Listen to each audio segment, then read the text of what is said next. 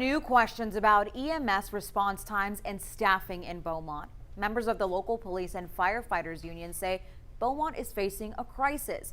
They say a shortage of workers is leading to longer response times from ambulances. Now, that issue has emerged as a central focus in the race for mayor now. 12 News reporter Cameron Seibert's covering all of the angles of this EMS showdown. He's with us live tonight from downtown. Cam, there's one thing that people seem to agree on. Yeah, Jordan, Brenda, that's right. Everyone agrees there aren't enough workers. Beaumont has 9 ambulances to be used any given day, but only 5 to 6 are staffed on average. Hiring more workers is easier said than done. And what I want to reassure the public is that every call is answered. In the face of new questions about response times, Beaumont Fire Department Chief Earl White wants his citizens to know no call goes unanswered.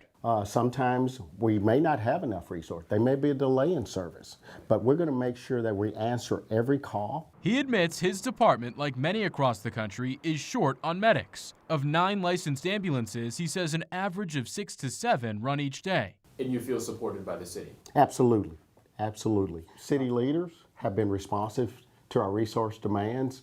However, we're in tough situation trying to hire personnel, retain personnel. We've got to solve this problem. It is a public health crisis for the citizens of Beaumont. Recently, the local police and firefighters unions endorsed mayoral candidate Roy West. West and union leadership say current city leaders aren't doing enough. My understanding is you can hire people right out of high school and have them take the test, and if they pass, then you can train them to be firefighters and paramedics. Whereas right now, they have to already be certified in order to sit for the test. Mayor Robin Mouton is out of town at a conference. She sent us a statement saying, quote, City Council has been responsive to the needs and concerns of the unions. She says Council recently approved a very beneficial police contract focused on retention and recruitment. Mouton also acknowledged a shortage of EMS workers, but argued, quote, there is a shortage of qualified and willing applicants. And she says this isn't unique to Beaumont. Mayoral candidate James Eller Jr. was unavailable to comment.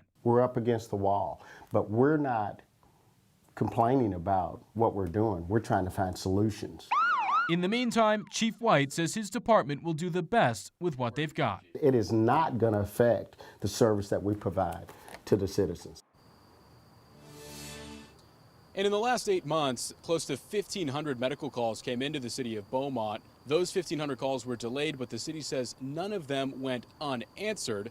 The solution is hiring more workers. Right now, the city is hiring both firefighters and EMS.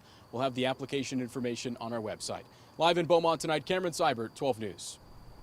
All right, Cameron, thank you. This conversation about EMS comes on the heels of a lawsuit filed by an EMS worker.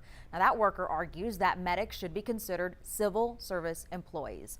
The EMS division joined the fire department in 2021. The city says EMS workers, however, don't meet the criteria of a firefighter. So a judge ruled in favor of the worker. The city appealed, and now both sides are waiting on a decision from an appellate court. A footnote: late last year, City Manager Kenneth Williams introduced a new standalone EMS department, and the firefighters union now has a separate lawsuit pending over that. The suit alleges the city manager needed city council approval before he could create that new department.